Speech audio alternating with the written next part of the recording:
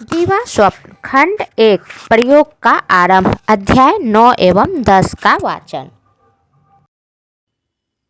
10-12 दिन बीते और मैंने पुस्तकालय के काम को हाथ में लिया। कहानियाँ बहुतेरी कही जा चुकी थी। लड़के चौथे दर्जे के थे। अब उसके हाथ में पुस्तकों के आने की ज़रूरत थी। मैंने लड़कों से कहा, कल चौथी पुस्तक और इतिहास के दाम लेते आना, यहीं से सब प्रबंध करेंगे। दूसरे दिन एक लड़का चौथी किताब और इतिहास लेकर ही आ गया।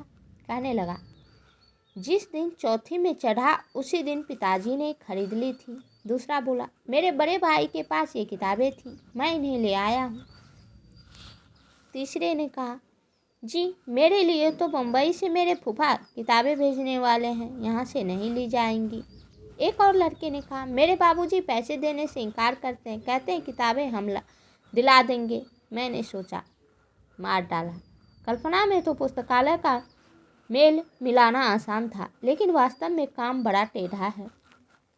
कुछ विद्यार्थी पैसे भी लाए थे। मैंने पैसे रख लिए और रसीद देकर लड़कों से कहा, अच्छी बात है। दूसरे दिन लड़के कहने लगे, हमारी चौथी पोथी, हमारा इतिहास। मैंने कहा, तुम्हारे पैसों से मैं कहानी की ये नई किताबें लाया हूँ। तुम कहते ना थे कि तुम्हें कहानी की किताबें पढ़ने में मज़ा आता है। लड़के बहुत खुश हुए। अच्छे अच्छे रंगीन पुट्ठों और चित्रों वाली किताबें देखकर वे उन पर टूट पड़े।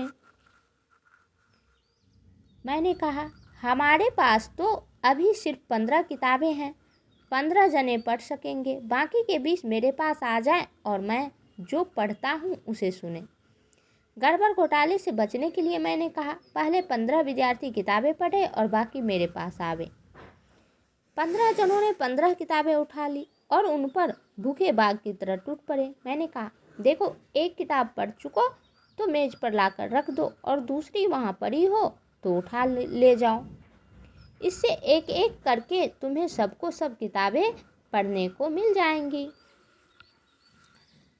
दूसरों को मैंने अपने पास बैठा लिया और आदर्श वाचन शुरू किया। मैं छटा के साथ भावभंगी और नियम के अनुसार पढ़ने लगा, लेकिन उन 15 जनों के पढ़ने की आवाज़, ओह जरा रुक कर मैंने कहा, भाइयों तुम मन में पढ़ो, हमें दिक्कत होती है। कुछ देर के लिए शोर कम तो हुआ, लेकिन उन्हें मुख वाचन का मुहावरा ही न था। वे जोर से ही पढ़ा करते थे। कुछ देर धीमे पढ़कर वे फिर जोर से पढ़ने लगे। मैंने उन्हें बरामदे में अलग अलग बैठकर पढ़ने को कहा और मैं अंदर रहा। आदर्श वाचन खूब चला। कहानी पसंदीदा थी, इसलिए सबने दिलचस्पी के साथ सुनी। घंटी बजने तक पुस्तक वाचन और आदर्श वाचन होते रहे और फिर हम घर गए। कहानी और खेल, पुस्तकालय और आदर्श वाचन, स्वच्छता और व्यवस्था की खटपट करते करते 2-3 महीने बात की बात में बीत गए।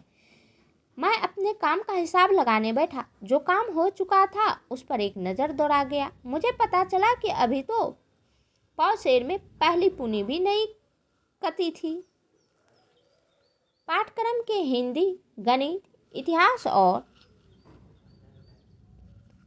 पदार्थ पाठ आदि विषयों में से तो कुछ हुआ ही ना था।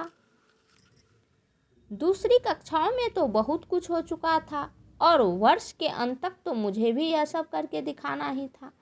मेरे प्रयोग की शर्त भी यही थी। खैर यह सब तो ठीक ही है, पर मैं क्या क्या कर चुका हूँ सो तो देखूँ। कहानी सुनाने में मुझे खूब सफलता मिली है।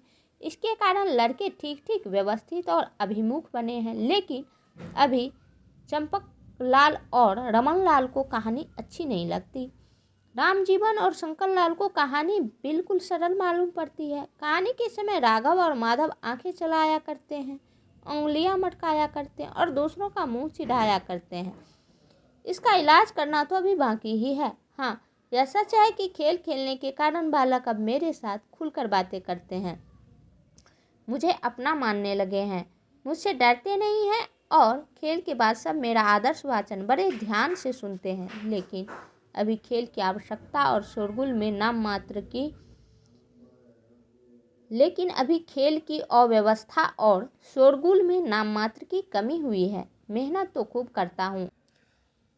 वाचनालय में भी थोड़ी किताबें हैं।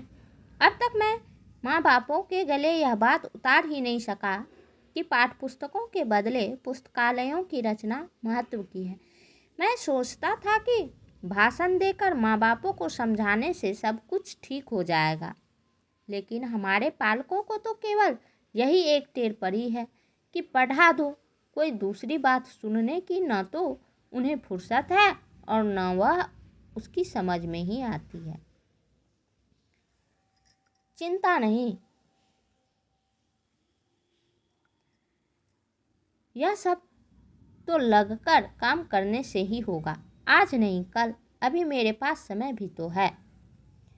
मैंने आगे सोचा, भाई यह प्रयोग तो बड़ा महाभारत काम निकला। जितनी अधिक हमारी कल्पना, ज्ञान और आदर्श, उतनी ही गंभीर और बड़ी हमारी परेशानी। मुझे कई सवाल सता रहे थे। सफाई के संबंध में अभी कुछ हुआ ही न था। टोपियाँ वैसी ही पड़ी थीं। कपड़े एक दो दिन तक तो अच्छे आए, लेकिन फिर वही पुराना ढर्रा। नाखून भी फिर फावड़े की तरह बढ़ने लगे थे। इन कामों के पीछे पड़े बिना छुटकारा नहीं था। चूँकि समाज में नई आदत डालनी है, इसलिए यह काम धीरज से लेकिन बार बार करने से ही सिद्ध होगा। फिर अकेले लड़कों की ही चिंता तो है नहीं। बड़े साहब भी तो अब कुछ उतावली मचाए हुए हैं। उनके भी तो अफसर और विरोधी रहते हैं। वह यश के भागी तो बनना चाहते हैं, लेकिन परिणाम भी जल्दी चाहते हैं, और मुझे मदद करने की उनकी शक्ति भी तो मर्यादित ही है। मेरी साथी शिक्षक का मुझ में जरा भी विश्वास नहीं। वे तो मुझे नीरा मूर्ख समझते हैं, और हाँ, शायद मैं मूर्ख ही हूँ भी। वैसे तो अनुभवहीन ठहरा, लेकिन उनकी इन मान्यताओं और सिखाने की इन रीतियों को तो भाई हाथ जोड़ता हूँ। उन्हें देखकर मुझे तो बस कपकपी ही छूटती है। इससे तो मैं जो करता हूँ वह लाख दर्जे ठीक है। मेरे विद्यार्थी मुझे देखकर भाग तो नहीं जाते। वे मुझसे पर्याप्त प्रेम करते हैं। वे मेरा आदर भी करते हैं, आज्ञा भी पालते हैं। इन शिक्षकों को देखकर तो इनके छात्र भाग खड़े होते हैं, और पीठ पीछे इनकी नकल करते हुए मैं उन्हें अपनी आंखों से देखा है। एक भी लड़का ऐसा नहीं जो शिक्षक के पास जाकर प्रेम से खड़ा हो सके और हंसकर बातचीत करे। वे कक्षा में चुपचाप बिना हिले डुले बैठते हैं, पर जब बाहर निकलते हैं तो इतना उधम मचाते हैं कि पूछो ना बात। अपने विद्यार्थियों को मैं उचित स्वतंत्रता दी है। वे कक्षा में जो थोड़ी गड़बड़ कर लेते हैं, उससे अधिक गड़बड़ बाहर कभी नहीं मचाते। लेकिन मेरे साथी तो मुझ पर यह आरोप लगाते हैं कि मैं लड़कों को बिगाड़ रहा हूँ, उन्हें उदंड बना रहा हूँ, केवल कहानियाँ सुनाता रहता हूँ और पढ़ाता बिल्कुल नहीं। खिला खिला कर उल्टा उन्हें आवारा बना रहा हूँ। अच्छा है, देखा जाएगा। मेरे विचार में तो ये खेल और ये कहानियाँ ही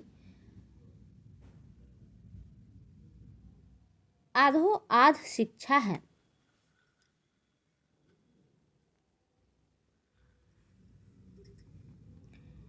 यह सब होते हुए भी मुझे कभी भूलना ना चाहिए कि मेरा काम विकट है। मुझे तो यह मानकर ही अपना काम करते रहना चाहिए। टन टन 12 बजे और मेरी विचारधारा टूटी। मैंने कहा, हे भगवान, अंतिम सहारा तो तुम्हारा ही है। इतना कहकर और सारी चिंताएं उसी दयाघन परमेश्वर को सौंप कर मैं यह कहता हुआ सो गया, कल की कल से। प्रथम खंड के 10 अध्याय का वाचन पूरा हुआ। द्वितीय खंड प्रयोग की प्रगति का वाचन अगले वीडियो में।